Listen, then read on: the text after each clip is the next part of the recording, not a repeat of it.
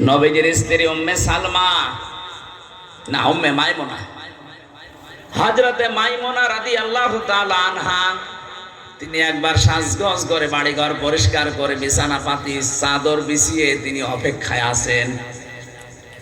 এলাকার মেয়েরা এসে বলে, মাইমুনা কে আসবে আজকে এত সাজগোজ? হযরতে মাইমুনা বলেছেন, হে আমার এলাকার মানুষেরা, হে মহিলারা, এ পৃথিবীর সর্বশ্রেষ্ঠ মেহমান আমার স্বামী মুহাম্মদুর রাসূলুল্লাহ আজকে বাড়িতে আসতেছে। বলেন তো তাদের কাছে সবচাইতে বড় মেহমান ছিল তার স্বামী। আর এখন যদি ঘর বাড়ি একটু পরিষ্কার করে, বিছানায় চাদর নতুনটা বিছায়, এলাকার মেয়ে লোক যদি জিজ্ঞাসা করে, কি গো আজকে এত সাজগোজ, এমনকি স্বামীও যদি তাকে বলে, কি গো আজকে এত বেশি সাজগোজ, কে আসবে? বলবে, জানো না, লোক আসবে। তার মানে আপনি ওর কাছে লোকই না। কি আপনি কি ওর কাছে? কিছুই না। ওর বিয়ায় আসবে বলে এত সাজগোজ করে বসে আছে। আপনি জিজ্ঞাসা করলেও বলবে, আজকে জানো না লোক আসবে। আমি কি লোক না? সম্মানিত মা বোনেরা, আপনার এই কাজটা পরিবারে হচ্ছে না। স্বামীকে এই সম্মান জানান না, সম্মান রাখেন না স্বামীর। এই কারণে আজ হাজারো স্বামী পরকীয়া প্রেম করে। দেখলে এখানে ওই রোগে রোগী আছে, হাজারো মেয়ে লোক বসে আছে দেখলাম। সম্মানিত মা বোনেরা, আপনার কারণে আজ স্বামী পরকীয়া প্রেম করছে। দোষ শুধু স্বামীর একা না, আপনারও আছে। ও যেখানে লাইন করেছে তার ভেতরে কি আলাদা জিনিসপত্র আছে? আপনাকে আল্লাহ যা দিয়েছে তার ভেতরেও তো তাই আছে। আপনার কাছ থেকে রেসপন্স পায় না, সে আগ্রহ আবেদন পায় না, এই জন্যও ছুটে যাচ্ছে মমতাজের কাছে। আরো জোরে বলেন ঠিক। ওর কানে যাক, সাজতে চাই না। কেউ যদি স্বামীকে আকৃষ্ট করার জন্য আয়নার সামনে বসে বসে সাজগোজ করে, ও যতক্ষণ সাজবে নফল নামাজের সওয়াব পাবে। বলে নামাজই পড়ে না, কিসের নফল নামাজ? দ্বিতীয় নম্বরে পেয়েছি, ওয়াইদা গাবা আনহা হাফিজাতুহু। স্বামী যখন বাইরে যাবে তখন নিজের ইজ্জত আবরু সম্ভ্রম, স্বামীর সন্তান এবং স্বামীর সম্পদগুলো ওই মহিলা হেফাজত করবে না। এটাও পাওয়া যাচ্ছে না আজ। স্বামী বাইরে গেলে অধিকাংশ মহিলা দিন পায়, মনে হচ্ছে যে একেবারে জান্নাত পেয়ে গেছে। কোন জায়গার কোন পুরাতন বন্ধু ডাক দিয়ে নিয়ে এসে উনি একেবারে আল্লাহর রাস্তায় পৌঁছে গেছে। সম্মানিত মা বোনেরা, সবার ভেতরে হয়তো নেই, কিন্তু 100টার 50টা পরিবার এরকম চলছে। স্বামী বাইরে গেলে স্বামীর ইজ্জত আবরু, আপনার সতীত্ব, স্বামীর সম্পদ, স্বামীর সন্তানকে পর্যন্ত দেখে শুনে রাখবেন, হেফাজতে রাখবেন, এটা আপনার দায়িত্ব। তাহলে জান্নাতের দরজাগুলো খুলবে। 3 নম্বরে বিশ্বনবী জানিয়েছেন, এইটাই আমার আসল পয়েন্ট। এই এদিকে তাকা। অতুইনু আলা দীনি যাওজাতিহা। 3 নম্বরে ওই মহিলা জান্নাতি, যেই মহিলা তার স্বামীকে দ্বীনের পথে চলার জন্য সাহায্য করে, সময় দেয় এবং স্বামীকে উৎসাহ দেয়। দ্বীনের জন্য, মানবতার জন্য স্বামী কাজ করে। এই যে সেলিম রেজা সাহেব, উনি একটা রাজনৈতিক ব্যক্তিত্ব, মানবতার সেবা করার জন্য বাড়ি থেকে যখন বের হয়। অধ্যাপক শাহিন সাহেব মানবতার সেবার জন্য দিন প্রসারে দিন কায়েমে বাড়ি থেকে বের হয়। যতক্ষণ বাইরে থাকে স্বামীর জন্য আশায় থাকবে, আর স্বামীকে বাহবা দেবে, উৎসাহ যোগাবে। যদি সংসারে অভাবও হয়, স্বামীকে উল্টা পাল্টা কিছু শোনাবে না। যতক্ষণ পর্যন্ত আপনি স্বামীর সাহায্যে থাকবেন, হ্যাঁ দেখবেন যে মানবতার কাজ করে কিনা, ইসলামের কাজ করে কিনা। যতক্ষণ বাইরে আছে আপনি যদি সাহায্য করেন, সহযোগিতা করেন, যদি তাকে উৎসাহ যোগান, জান্নাতের 8টা দরজায় মনে করবেন আপনার জন্য খোলা আছে। 4 নাম্বারটা, এটা আর একটু কঠিন। নবীজি বলেন, স্বামী যেটা পছন্দ করে ওটা যদি জায়েজ হয়, জীবন থাকতে তোমাকে মেনে নেওয়া লাগবে। সিরাজগঞ্জের মা বোনেরা, আমি নিজে একজন স্বামী, আমি আমার ঈমান থেকে বলছি, যত স্বামী এখানে বসে আছে প্রত্যেকটা স্বামী আমরা চাই বিয়ের পরে যেন আমাদের মা বাবা আমাদের সাথে থাকে। এটা চান না? 100টা পরিবারের 98টা মহিলা এটা চাই না।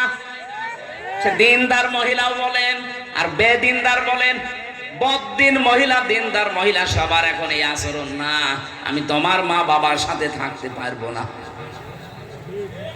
কোরআন শরীফ আমার সামনে, আমি হাত দিয়ে বলছি, আমি স্বামী হিসাবে দাবি করছি, যদি সত্যি আমার মন আমার স্ত্রী 100 ভাগ পেতে চাই, ও যেন ওর মা বাবার সাথে যা করে আমার মা বাবার সাথে ওইরকম করা লাগবে। কথা বলছে, নাই তো জীবনও আপনি আমার মন পাবেন না। সংসার করার জন্য উপরে উপরে হয়তো ভালোবাসা দেখাতে পারি, কিন্তু ভেতরে আমার জ্বলে পুড়ে ছাই হয়ে যাবে। সম্মানিত মা বোনের, এই ভুলটা জীবনও করবেন না। স্বামীর মা বাবা, স্বামীর বোন আর ভাই, এদের সাথে যত ভালো আচরণ করতে পারবেন, আপনি স্বামীর কাছ থেকে তত ভালোবাসা মহাব্বত বেশি পাবেন। আর স্বামীকে নিজের আয়ত্তে রাখার জন্য এর চাইতে বড় ঔষধ আর নেই।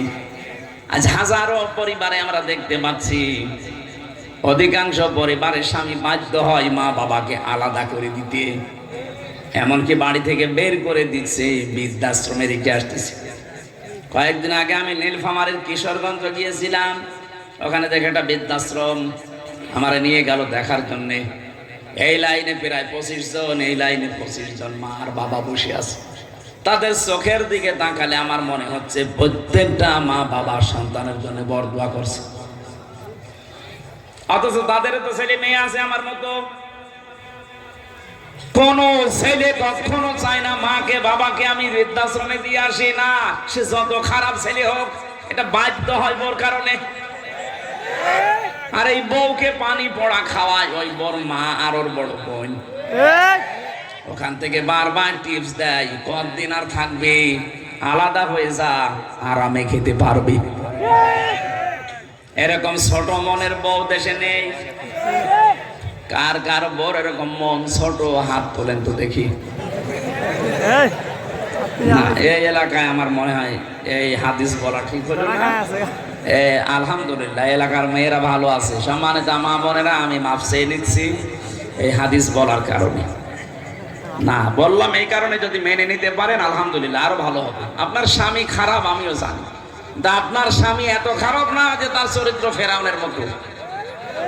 আপনি যে বরদোয়া দেন কিছু হলে একটু শোনেন কোরআন কি বলছে।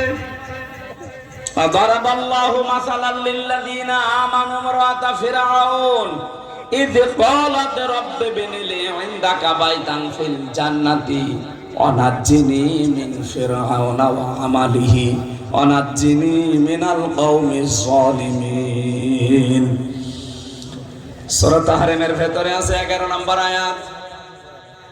আল্লাহ পাক বলেন, ফেরাউন যখন তার স্ত্রী আসিয়াকে হাতের ভেতরে ব্রেক লাগিয়ে দিয়েছে, পায়ের ভেতরে ব্রেক লাগিয়েছে, কপালের ভেতরে শালাকা লাগিয়েছে, মাথার উপরে গরম তেল ঢেলে দিচ্ছে, উলঙ্গ করে লজ্জা স্থানে বর্ষা মারবে, এই পরিস্থিতিতে চারিদিকে লোকজন, এত কঠিন অবস্থায়ও ফেরাউনের স্ত্রী আসিয়া স্বামীর জন্য বরদোয়া করেননি। এই কঠিন পরিস্থিতি যখন চলছে, আল্লাহ পাক জিবরাইলকে বললেন, জান্নাতটা তুলে ধরো তার সামনে। হযরতে আসিয়া জান্নাত দেখার পরে তিনি বলেছিলেন, মালিক জান্নাত পাঠিয়েছো না, আমি এটা চাই না, তুমি এক কাজ করো, আমার জন্য জান্নাতের ভেতরে একটা ঘর আলাদা আমার জন্য তৈরি করো, যেখানে বসে সব সময় তোমাকে দেখা যায়, তোমাকে সব সময় দেখা যাবে, এরকম একটা ঘর আমার জন্য বানাও। ও মাবুদ, জান্নাতি যখন জিবরাইল ফেরেশতা দিয়ে পাঠিয়ে দিয়েছে, আমি আর একটা আরজি করি, ভালো করে শুনবেন। এরকম কঠিন পরিস্থিতি চলছে, তারপরেও তিনি বলেছিলেন, মাবুদ আমার স্বামী আমার সাথে আজ যা করছে, এমনকি লোকজন দিয়ে করাচ্ছে, এই কঠিন পরিস্থিতিতে তুমি আমার স্বামীর উপরে রাগ করো না, এমনকি যাদেরকে দিয়ে অত্যাচার করাচ্ছে তুমি তাদের হাত থেকে আর আমার স্বামীর হাত থেকে তুমি আমাকে রক্ষা করো, কিন্তু তাদের উপরে তুমি গজব দিও না।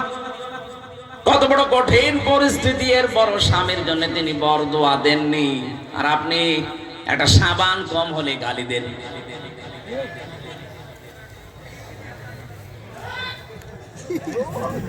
থাক।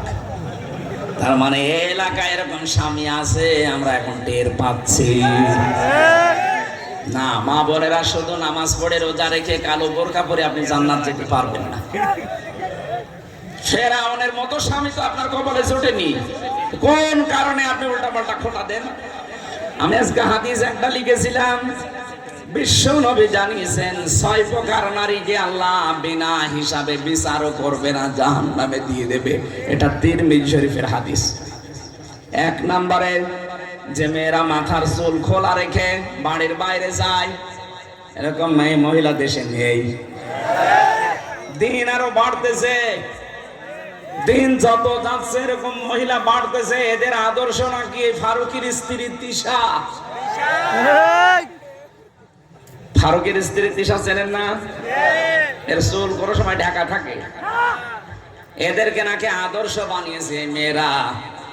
2 নম্বরে নবীজি বলেন, যারা স্বামীকে অসম্মান করে, সম্মান দিতে চায় না। একটা স্বামীর যে মর্যাদা কত বেশি স্ত্রীর কাছে, নবীজি জানিয়েছেন কোন স্বামী যদি স্ত্রীর কাছ থেকে সম্মান না পায়, আর স্ত্রী যদি জানতো যে আমার স্বামীর মর্যাদা কতটুকু, এটা হাদিস। বিশ্বনবী জানিয়েছেন পৃথিবীতে আল্লাহ বাদে সেজদা জায়েজ নেই, কিন্তু এটা যদি জায়েজ